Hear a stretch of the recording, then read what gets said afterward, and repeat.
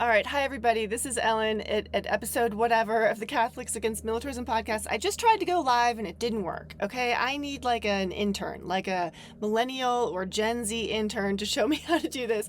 I'm sorry. I was spending my Memorial Day weekend with my family and I didn't really do my homework to prepare. I just thought I could figure it out. I mean, how hard can it be? You click go live and you hook it up to your webcam, but something wasn't working. So anyway, I figure I'll just jump back into my old iMovie that I've been using forever, and I'll just record a quick podcast on the first lines of the Iliad. So sorry we couldn't do that live. I'll have to figure out how to do that. Let me know if you want to be my intern and help me with this stuff. I need like a tech person. Okay, so this episode is just in preparation for next week's class. I'm doing a summer class on the Iliad. I know I've been talking about this for weeks, and I'm supposed to give you one reason in every episode why you should read the Iliad with me this summer. So the class starts on June 3rd, Tuesday, June 3rd. It goes for 6 weeks, and we are going to read this book. But here's another reason why you should read it with me this summer, because I can tell you what to skip. That's right. It's 24 books long. It's a very long epic poem. But if you read it with me, I know all the parts that you might be able to get away with skipping. So you actually don't have to read the whole thing. You can read the whole thing, and if you want to, go for it. But there are long sections of the Iliad where basically there's like a lot of killing and just like, I think of it like an action scene in a movie. Okay, so you know how you can go to the bathroom? That's like the best time to go to the bathroom because like the action scenes, like you can go to the bathroom and come back and you didn't miss anything in terms of the plot. Now my male students will be like, Miss Finnegan, why would you leave during the action scene? That's the whole point of the movie. That's the best part. And I'm like, no, you guys, that's when you go to the bathroom and come back. So then, you know, you can get back to like the human relationships and like the love stories and stuff. And they're like, no, Miss Finnegan, that's the best part. So just depends. But there are long action sequences in here that you can skip, and so if you ever wanted to read the Iliad, you should do it with me because I can tell you what to skip. So that's my other reason for reading it with me. So in this episode, we're supposed to go over the first few lines together. So I will put a link in the description, and this is for those of you who are on the fence, you're not sure about this. And so book one. So I'll put the link, pull it up in a tab, or, you know, take a screenshot on your phone or something. And we're just going to dive right in because I'm already very late and people were waiting for me for this. I saw 7 people waiting for me for my live podcast, and I'm so sorry that I wasn't there for you. So I'm going to jump right in and we're going to get through these first few lines. So the first line of the Iliad. Oh, by the way, you have to be using Richmond Lattimore's translation because this class for over the summer is basically the same class that I teach for my high school students. So I hope nobody thinks that I'm talking down to them if you are like some classics expert or something.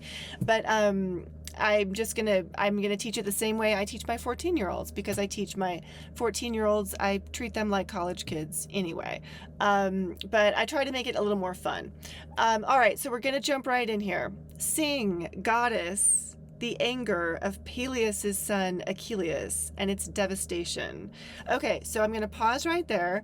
I read these things much more than I listen to them. So, and I have tried to figure out pronunciations of these words.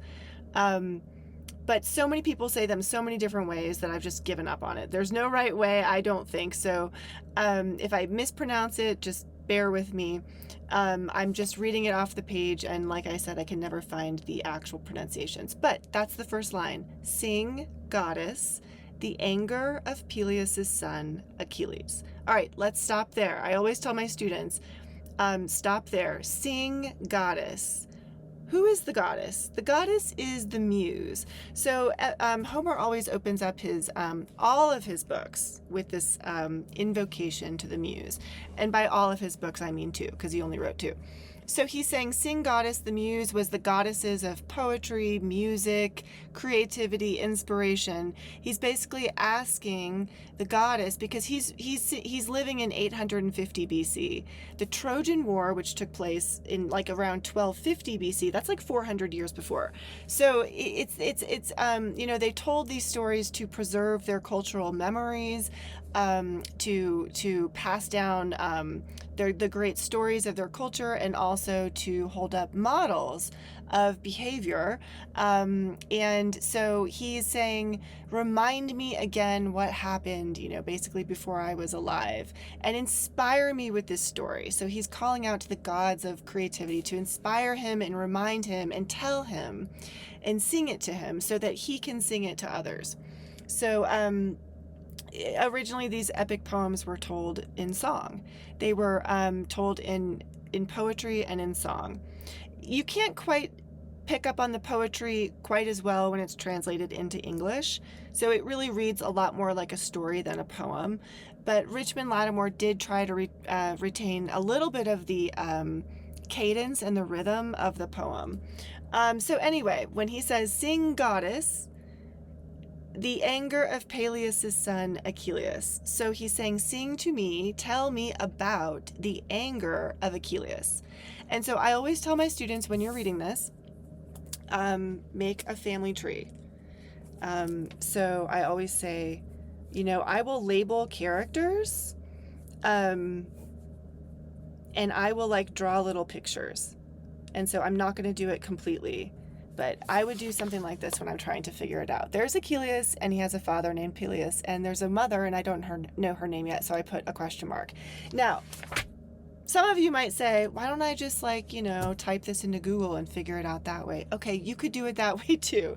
But I always find that it's a little more fun and a little more interesting to try to figure it out for myself, to write down my own notes and write down my own questions, because it's just a lot more fun that way. And it'll stick in your memory more if you're figuring it out for yourself, as opposed to just going to Wikipedia and be like, who are these people, right? So stick with the text. The other thing you have to remember about Greek literature is that there's a lot out there, because Homer really was the first person to write this stuff down, and a lot of writers came after him. So that's what we call the epic cycle. So people kind of built on Homer and built on the oral tradition and added more stories over hundreds of years. So you might think you know a lot about Greek mythology and all these stories, but it's important, I think, to stick with what's in the book and not get too interested in going down rabbit holes about figuring out all these different characters, because you don't know if those stories really existed at the time when people would have been hearing this story. So I think it's better to just stick with what's here rather than just researching it. So sing goddess, the anger of Peleus' son Achilles. Sing to me about the anger of Peleus' son Achilles. So we know there's a character named Achilles. He has a father named Peleus. And there's something about his anger that Homer is like, tell me the story of his anger. And its devastation, which put pains thousandfold upon the Achaeans. So this anger of this character Achilles brought devastation and pain to thousands of Achaeans. And I will tell you that the Achaeans is another word for the Greeks. So in this story, the Greeks have several different names, and Achaeans is one of them. Hurled in their multitudes to the house of Hades. So the Hades was the underworld, the afterlife. It was the Hades was the god of the underworld. So when they died, they went to Hades. They were hurled in multitudes there, meaning a lot of them died. And they were strong souls. It says, hurled in their multitudes to the house of Hades, strong souls of heroes. Strong souls of heroes, but gave their bodies to be the delicate feasting of dogs, of all birds. So that's a very interesting point right there. Even though what I wrote when I first read it is gross. That's gross, because all my students are always like, ew. Yeah, so, the dogs and the birds are feasting on the dead bodies. But from the very third or fourth line, we have this souls and bodies.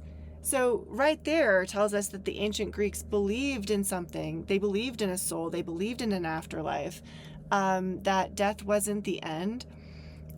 So the soul goes to Hades, but the body is left on the battlefield and is basically being eaten by dogs and birds.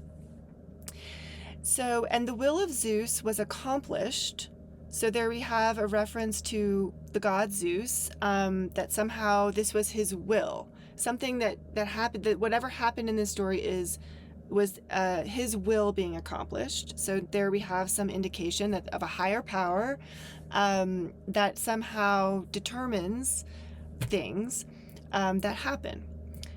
Since that time when first there stood in division of conflict, Atreus' son, the lord of men and brilliant Achilles. So we don't know who Atreus' son is, but once again, I always tell my students, if you don't know something, write it down. So I really do encourage you to have a notebook and just be taking notes as you read this. So in this case, I kind of like to draw family trees because in epic poetry, there's just a lot of characters and they're really hard to keep straight. So I would do this. This is my highly sophisticated way of figuring out literature. There is an Atreus is the father of someone that is called the Lord of Men, but we don't know his name yet. But we know that whoever this man was, the Lord of Men, who is Atreus' son, there's a conflict between him and Achilles. So honestly, I mean, this is what I do.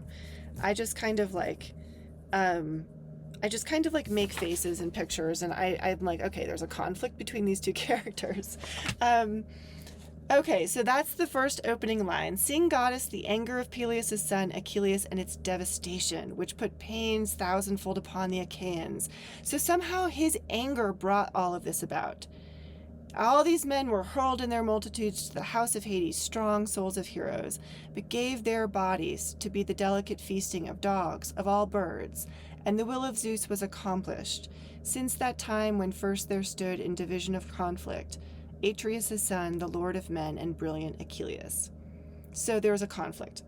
What god was it then that set them together in bitter collision? So it says that it was Zeus's will that all of this happened, but when he asked the question, he's like, what god caused this conflict? So what I love too about the ancient Greek literature is that whenever something happens, there's a god behind it. Or they seem to think that there is this god that caused it to happen.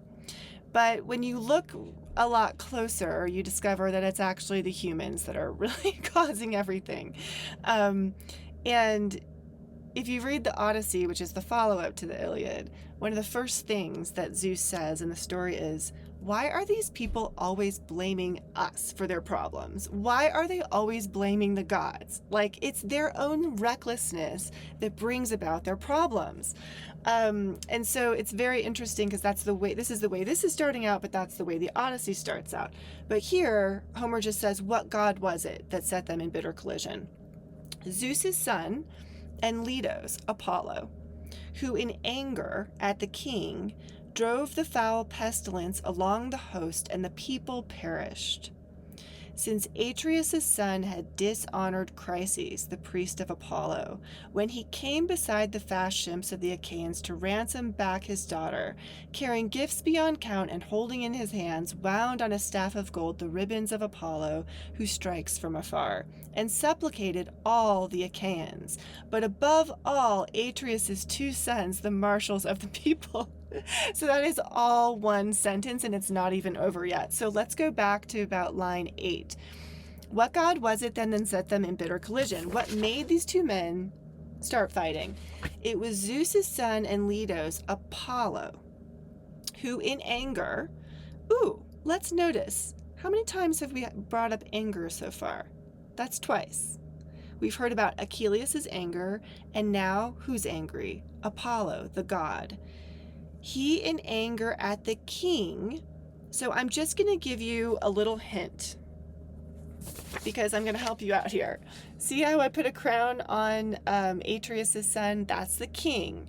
Okay, so Apollo, the god, is mad at him. Okay, so Apollo, who in anger at the king drove the foul pestilence along the host. Okay, what's a pestilence? It's like a plague, right?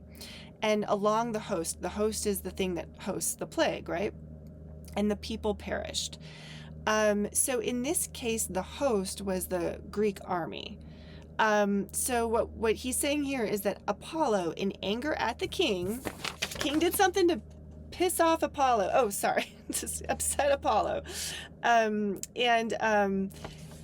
So Apollo drives this pestilence or this plague along the host, which is the Greek people, and the people who are the Greek army perished.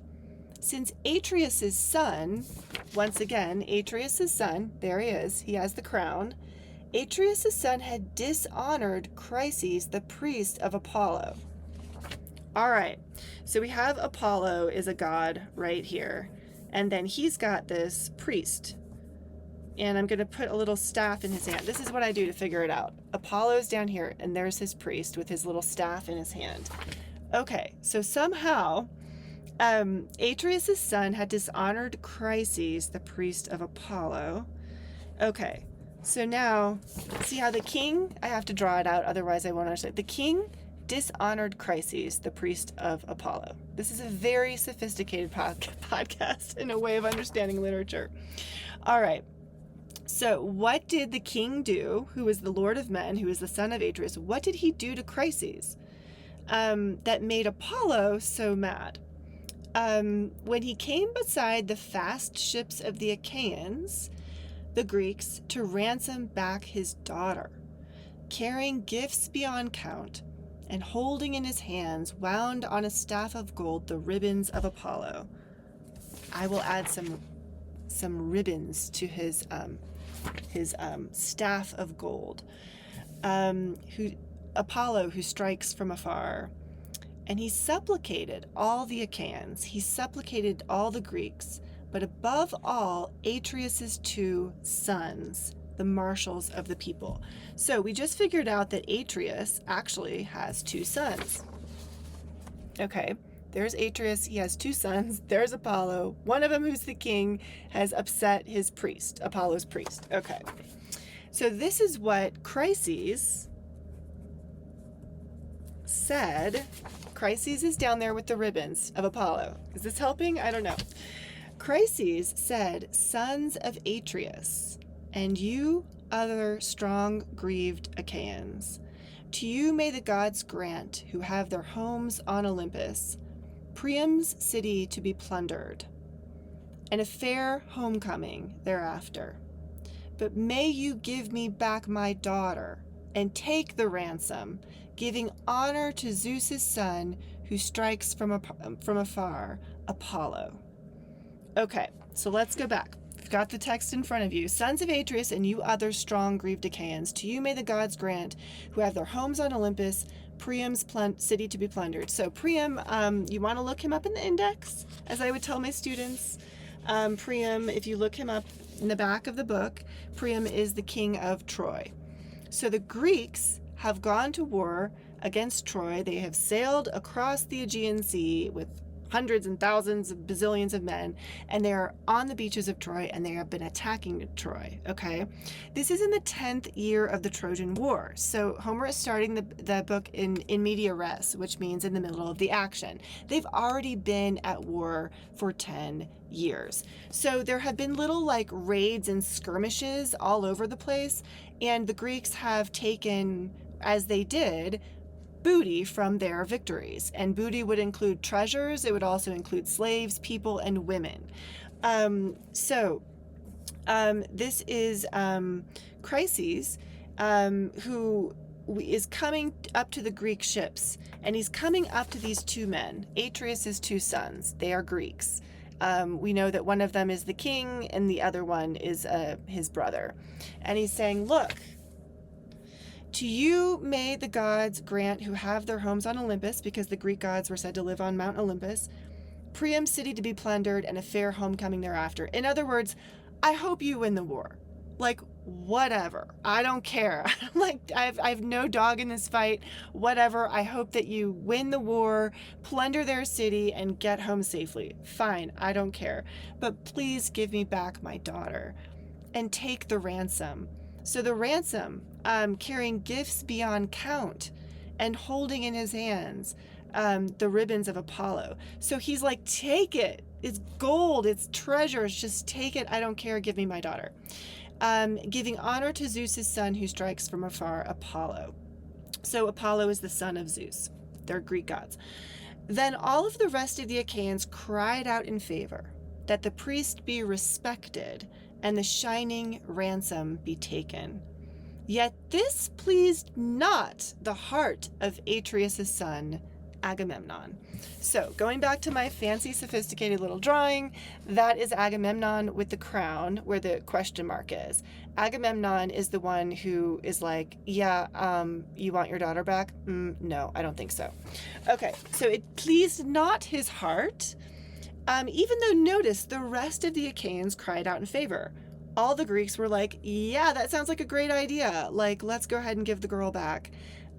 This is not a democracy. So ancient, I guess they hadn't invented democracy yet, as is clear here. But it's also like Agamemnon is the one in charge. Okay, so he's going to call the shots. It doesn't matter what everyone else thinks.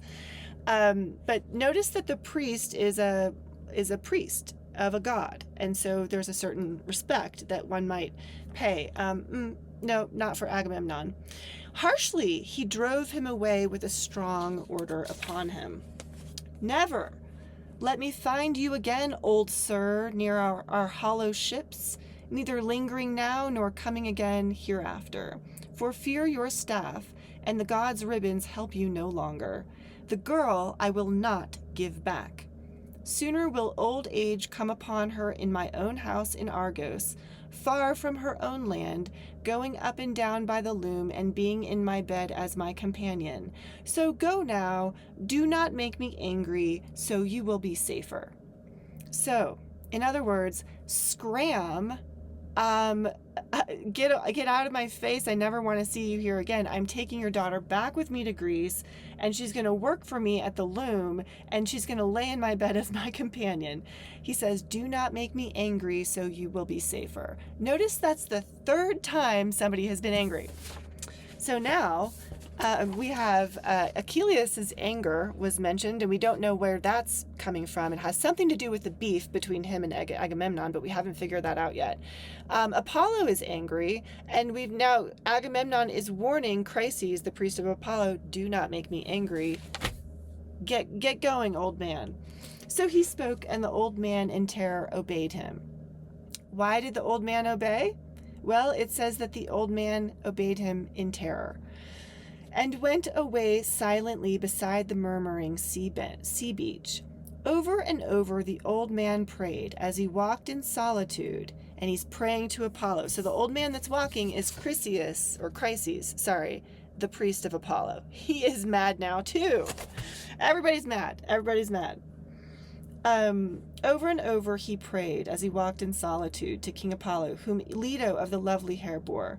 Hear me, Lord of the silver bow, who set your power about Chryse and Killa the sacrosanct, who are Lord in strength over Tenidos Smintheus. You can look that all up in the index, all those proper nouns, but it's not super important.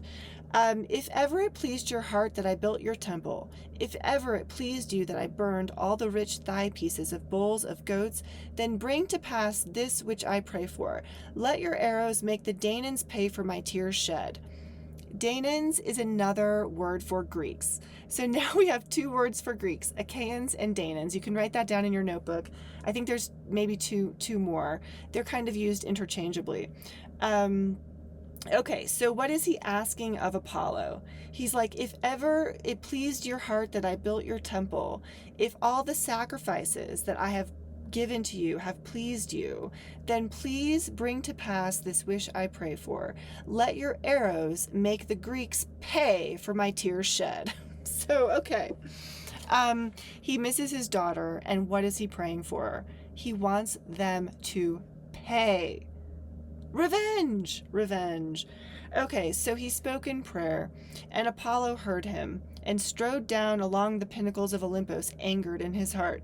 Oh, Apollo's now angry too, carrying across his shoulders the bow and the hooded quiver. So Apollo was the god of music, I think, and but that's not really his role here. He's like a warrior god, and he's known for his bow and arrow, and so he's a literal figure in the story, but he's also sort of metaphorical too. But in this part, he's like carrying his bow and arrow on his shoulders, And the shafts clashed on the shoulders of the god walking angrily. So he's like stomping down Mount Olympus, and he's ticked off, and his like arrows are clashing. He came as night comes down, and knelt then apart and opposite the ships, and let go an arrow. Terrible was the clash that rose from the bow of silver. First he went after the mules and the circling hounds, then let go a tearing arrow against the men themselves, and struck them.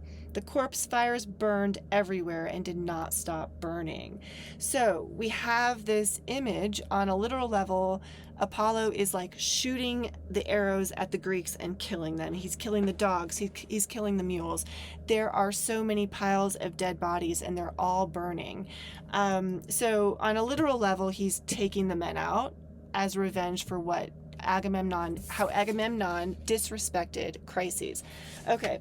But then, of course, on another level, the Greeks are just dying from a plague. There's a terrible plague that's wiping out their army, and so they're dying. 9 days up and down the host ranged the gods' arrows, but on the 10th day Achilles called the people to assembly. So 9 days into this plague, and Achilles calls the people into assembly. So Achilles right there is showing what qualities? Qualities of leadership. A thing put into his mind by the goddess of the white arms, Hera. So Hera is a goddess, and it says, so if he has an idea, if he has a thought, oh, we should have an assembly, I should call an assembly. Notice that Homer is saying that Hera put the thought in his head. So notice there's a lot of things, everything is kind of attributed to these divine powers to explain like where creativity comes from, where thoughts come from, where plagues come from, right? It's all must have been a work of the gods.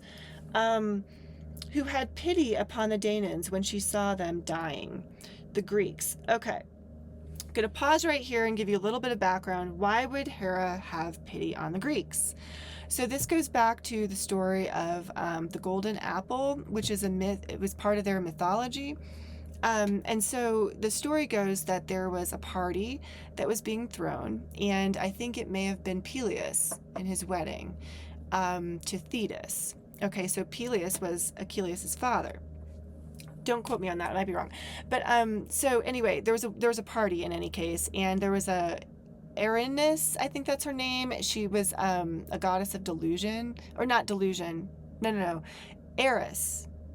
Eris. She was a goddess of, she was a troublemaker. She was a goddess of like chaos, and she was always causing problems. So they had a party. They didn't invite her because they were like, do not invite her. She always causes trouble. So of course they're having a party, and she's like peeking over the fence. She's like, oh, you think you're having fun without me? Oh, I'm going to cause some trouble. So she takes this golden apple. It says like the most fair, most beautiful or whatever, and she throws it into the party. Of course, all the lady goddesses want the apple.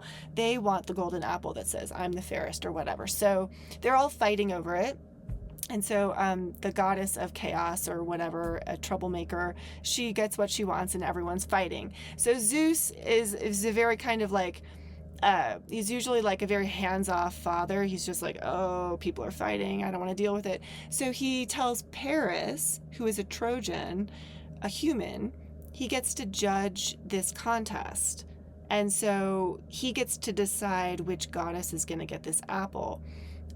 So the three goddesses, Hera, Aphrodite, and Athena, all want the apple. So he's like, okay, like, what are you going to give me? Like, what are you going to give me if I'm going to give you the apple?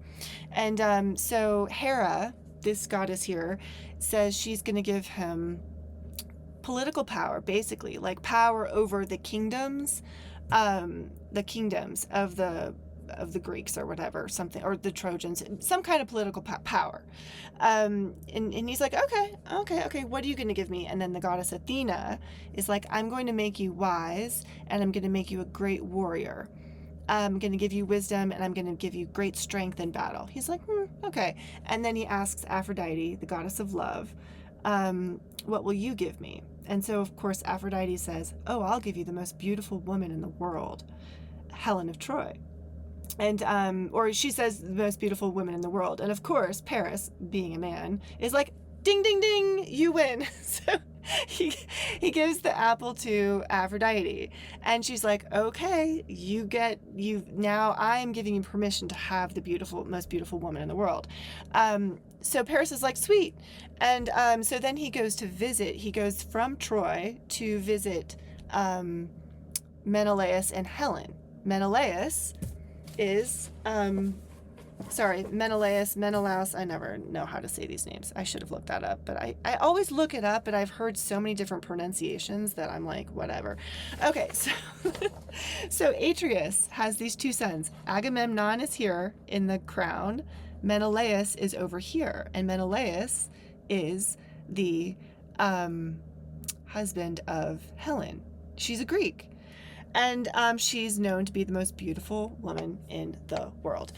So Paris is a Trojan, goes to stay with Menelaus for a while on some kind of diplomatic mission. He's like, hey man, thanks so much for your hospitality. Like, it's great to see you. They exchange gifts. And he's like, by the way, I'm taking your wife. Actually, I don't know if he told that to Menelaus, but anyway, he abducts Helen and brings her back to Troy. Or she goes with him willingly. She falls in love and goes with him, / he abducts her. It's very interesting, the Helen of Troy thing, because it's kind of hard. She's a little bit of a slippery character. You can never quite figure out what happened there. But anyway, Paris takes her back, and that's how she becomes Helen of Troy. Okay, so it turns out that but Paris is like, I didn't do anything wrong. Like, the goddess told me I could take her. So, like, what's the big deal? But she was married to someone else. Small problem. Okay, so then that's what started the Trojan War, because basically so there was this oath. Sorry, there's like layer upon layer. There was an oath called the Oath of Tyndareus. Tyndareus was Helen's father. And apparently everybody in Troy wanted to marry Helen. And this is a problem, because when there's only one of something and more than one person wants it, this is the possibility that conflict is going to break out, and that could lead to violence, and then violence erupts and it escalates and it spreads. So he's trying to do the right thing, and he says, okay, first of all, I'm going to let her pick her own husband, which was kind of rare back then. I'm going to let her pick her own husband, but I want every man in Greece to promise that whoever she picks, we are all going to stand by that choice. And should anyone ever try to take her away from the man that she picks, all of us are going to stand behind the man that she picks, and we will defend him and defend his honor, and we will not let that happen. So they all have to take this oath before she chooses, saying whoever she chooses is the final choice. We're not going to mess with it. And if anyone does, we're taking that person down. So everyone's like, okay, cool. So they take the oath. And that's why when Paris comes from Troy and visits and runs back with Helen and brings her back to Troy, that's why the Greeks are like, oh crap, we took this oath and now we have to go fight this stupid war. And so supposedly all the Greek men gather to go because of this oath, because they have to go defend the honor of Menelaus. And so it really is for the sake of Agamemnon and Menelaus, the sons of Atreus, that they fight this war. But you see in the text that Homer knows that that's not really the real reason they're there. The real reason they're there has more to do with, oh, well, you'll find out when you come join the class. Okay, so that's why Hera is looking at the Greeks. Oh, going back to Hera in line 55. That's why Hera is looking at the Greeks and feeling bad for them. Because Hera and Athena did not get chosen by Paris for the whole golden apple thing. So they hate Trojans and they want them to die and they want them to suffer.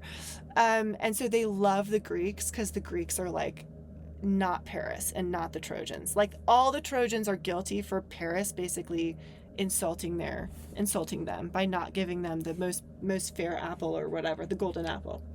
So Hera and Athena are on the side of the Greeks in this story.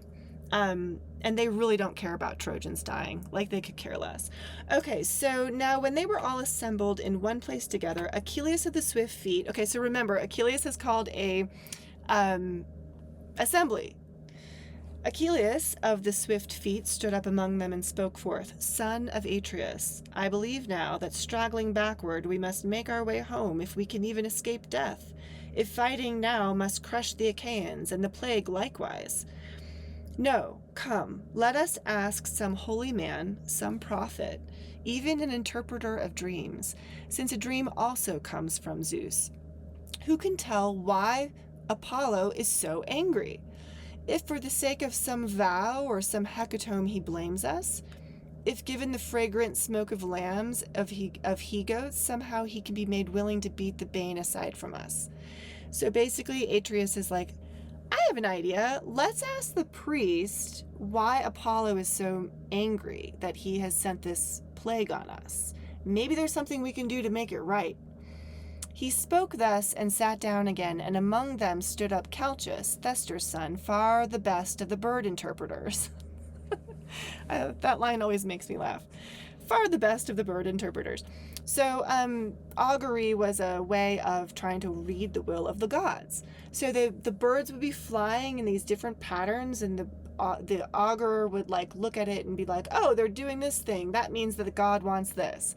So it's kind of like palm reading or like whatever, trying to figure out what the gods were doing and why they were angry and why, in other words, why are men suffering? Why is this bad thing happening right now? It must be because the gods are mad at us. So Calchas is the best of the bird interpreters, by far the best of the bird interpreters. He has a real knack for this. And who knew all things that were, the things to come and the things past, who guided into the land of Ilion. Ilion is another word for Troy. That's why it's called the Iliad. Ilion was another word for Troy.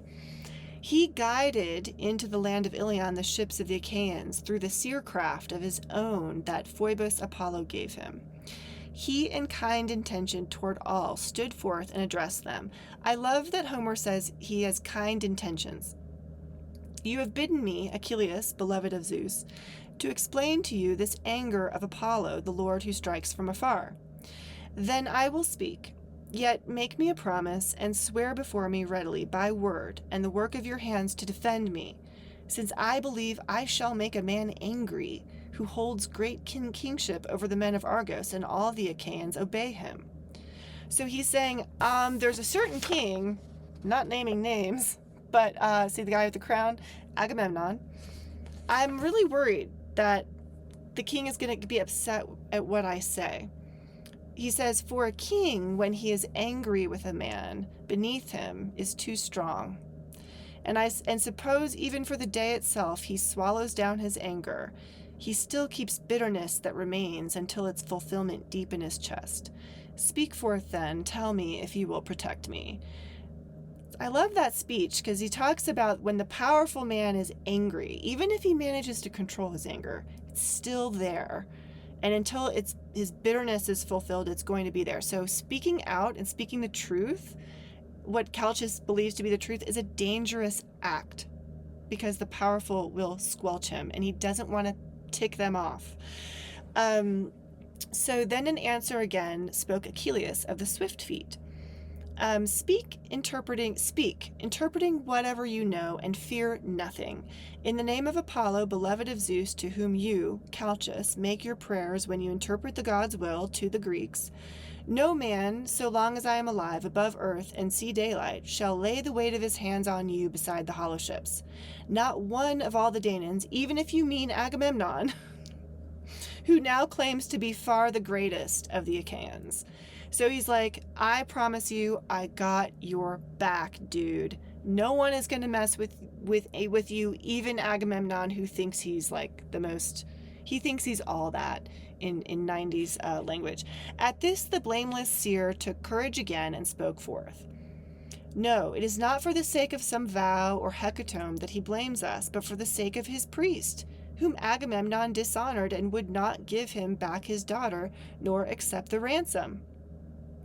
Therefore, the archer sent griefs against us, and will send them still, nor sooner thrust back the shameful plague from the Danaans, until we give the glancing-eyed girl back to her father, without price and without ransom. and lead also a blessed hecatomb to Chryse. Thus we might propitiate and persuade him.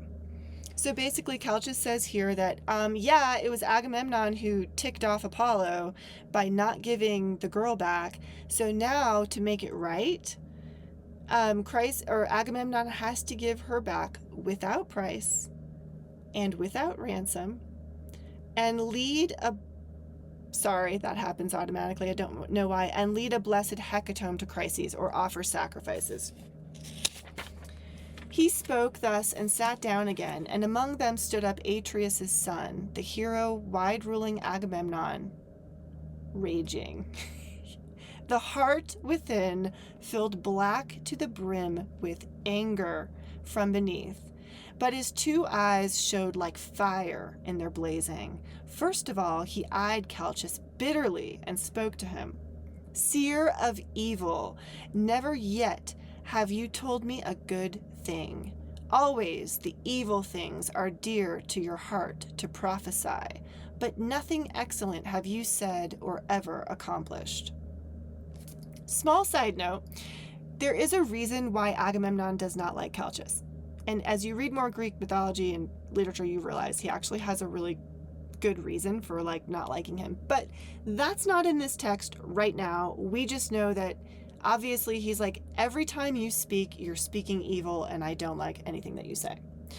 Now once more you make divination to the Danaans, argue forth your reason why he who strikes from afar afflicts them, because I, for the sake of the girl Chryseis, would not take the shining ransom, and indeed I wish greatly to have her in my own house, since I like her better than Clytemnestra, my own wife. For in truth she is in no way inferior, neither in build nor stature nor wit, not in accomplishment. Still, I am willing to give her back, if such is the best way. I myself desire that my people be safe, not perish. Find me then some other prize that shall be my own, lest I only among the Argives is another word for Greeks, unless I only among the Greeks go without, since that were unfitting. You are all witnesses to this thing, that my prize goes elsewhere. By the way, that's the name for the woman, the daughter. That's his prize. He got his prize in war. Okay, so he's like, okay, look, I really don't want to give back this girl because I like her better than my wife, and she's great. But I will give her back because I don't want any more harm to come to the Greeks. But what I'm going to need you to do is find me another girl to replace her, because it would be unfitting if I were the only Greek who went without a girl. So is he obeying what Calchas said?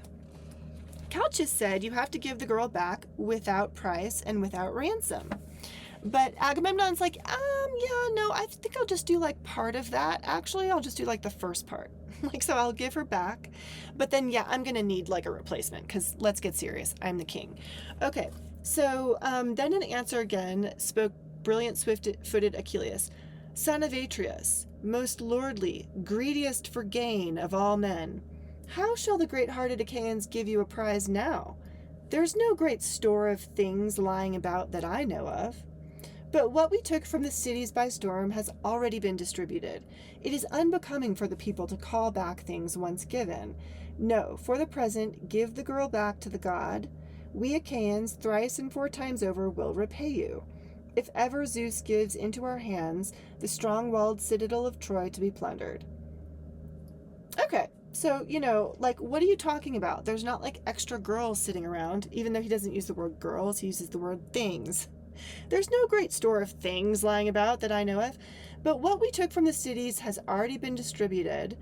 So for right now, just go ahead and give the girl back to the god, Apollo / Apollo's priest, and we will repay you. We will give you, once we sack Troy and kill all those people and get all their stuff, we'll give you 3 or 4 times as much as you have right now. You're gonna get what's due to you, but just for now, can you just give the girl back so we all stop dying?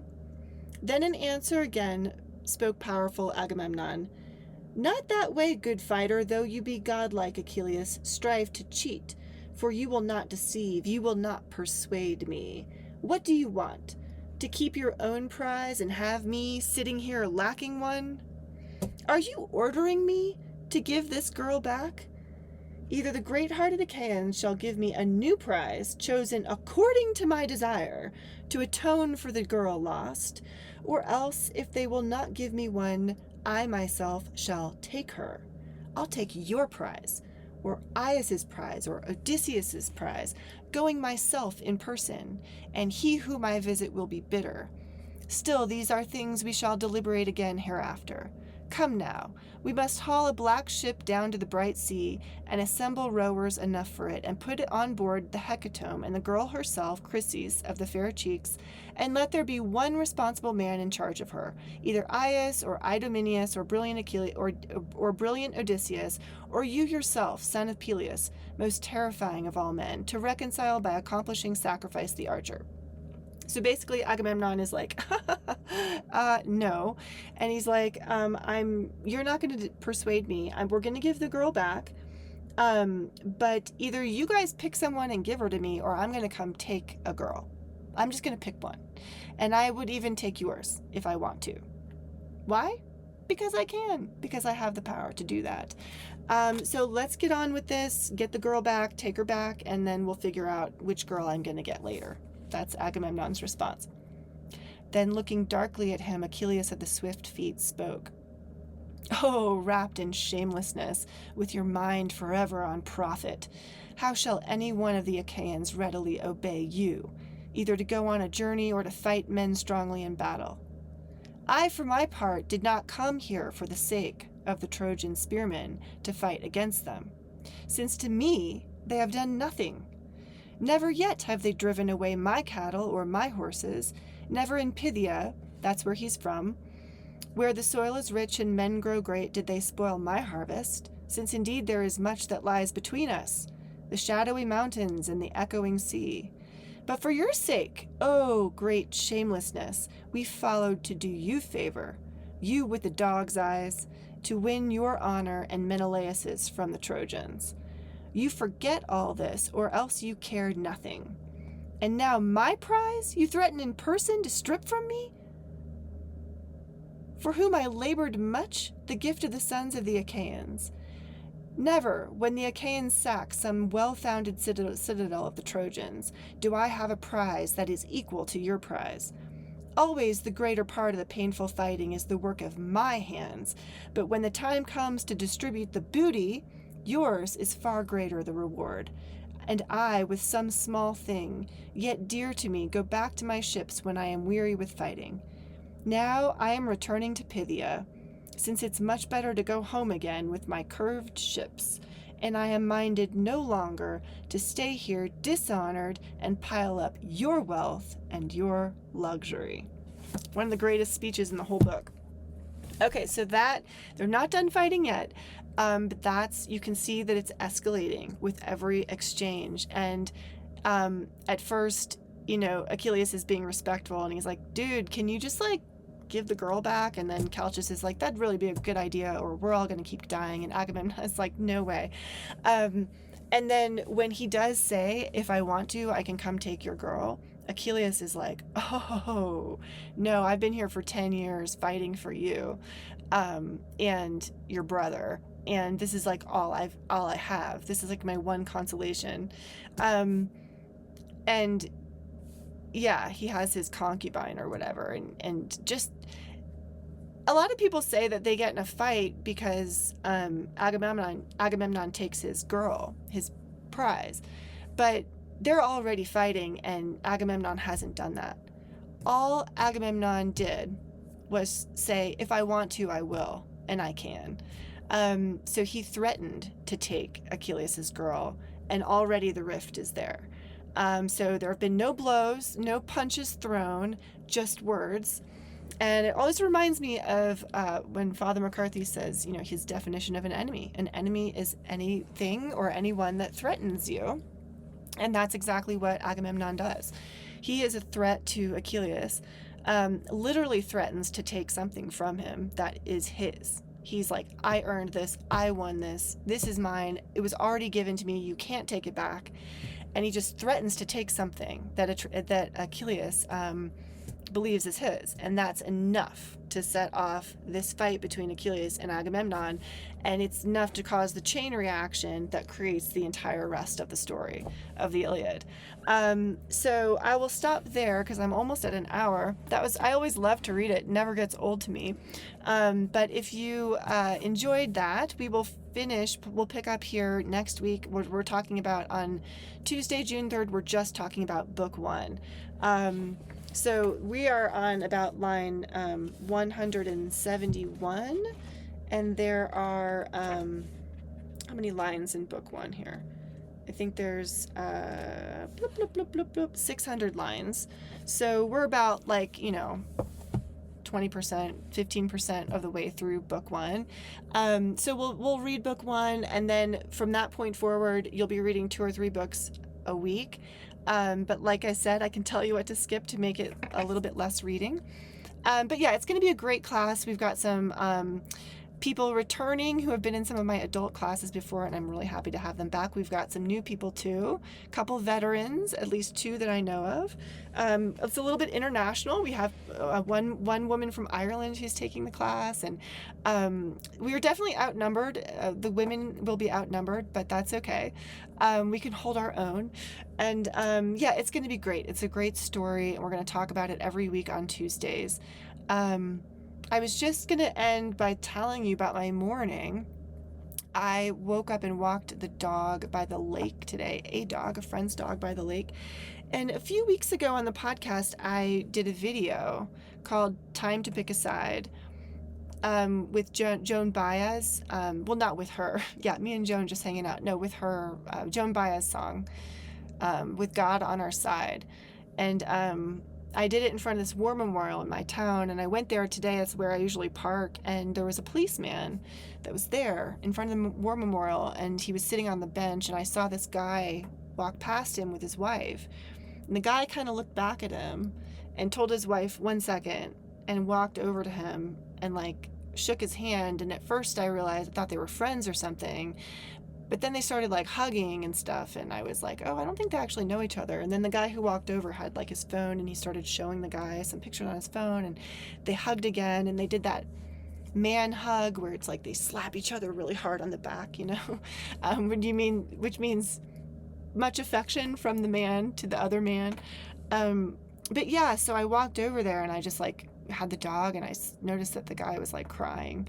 He was crying in front of the war memorial, and I asked him, are you a veteran? And he said yes. And he told me that he was in Iraq in 2003 and 2007, and I gave him a hug too. It was just very spontaneous, one of the best, longest hugs I've ever given a stranger. It was just, I couldn't help it. I just had to. And he was so, just so teary and so upset. And so we had a little chat, and yeah, it just reminded me of the Aeneid. So there's the Iliad and the Odyssey by Homer, and then in ancient Rome, I don't remember, 30 AD or something maybe, Virgil wrote the Aeneid. So he was writing this great epic to kind of celebrate and glorify Rome, and he was commissioned by Caesar to do that. And he decided to do a throwback to ancient Greece. And so instead of writing in the style of the time, he decided to pick up where kind of Homer left off and sort of told the story of the founding of Rome, but as if it was set after the Trojan War. And so Aeneas, who is a Trojan, basically his city is being in the Aeneid that was written by Virgil, who was a ancient Roman writer. In the Aeneid, he writes about Aeneas, who is a Trojan who's watching his city fall apart, burn down, and all of his people dying, and this great kingdom just going to ashes, and he has to get out of there and lead the survivors on this quest to find a new home. And they end up in Rome. They end up founding Rome. So, Virgil connects the founding of Rome with the ancient Greek myths and the great mythology of Homer. But in that story, in the Aeneid, when the Trojans are coming home, they have all these stops and they do have all these adventures. And one place that they stop is Carthage, and there's a mural of the Trojan War. And Aeneas and all of his friends like stop and like start crying. They're sitting in front of this mural and they're all just like weeping. These big, strong, men are like weeping over this war. And yeah, and I always remember that part of the Aeneid, because the story of the Trojan War had spread so far and wide. And now they're confronted with those memories. And so, yeah, it just reminded me of this poor man sitting there today crying, and it's like 3,000 years later and it's still the same thing is going on. So another reason to read the Iliad is it does show you that nothing much has really changed in all this time. There's still we are still, nothing much has changed. I saw that guy sitting in front of the War Memorial, and he was just like, that's like just like the Trojans sitting in front of the mural and remembering all these horrible memories and all the people that died. And so I think that, I don't know, but I would think that this would be a good book to read if you had been to war. And maybe the Odyssey too. I don't know, especially maybe for people who have lost their faith through those experiences. I think it might give perspective, and, well, not perspective, but Homer really did write well about war and violence, and there's just a lot there. Literature, I don't know. Literature can do a lot for us in terms of seeing reality, or human reality. So anyway, I'm babbling a little bit, but that was pray for him tonight, and for all the veterans of war who died, and for those who are still here but struggling, and struggling with their memories and everything they've been through. But anyway, we start the class next week. I'm sending out another round of study guides for the people who signed up over the weekend. So if you do want to take the class, sign up soon, because I do want you to have your study guide when you start reading, and that it's going to take a few days to get to you. So I hope that we get a few more sign-ups, and if not, I hope you enjoyed the beginning of the Iliad. And sorry I couldn't do this live.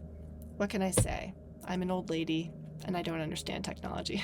All right, I'll see you next time. God bless.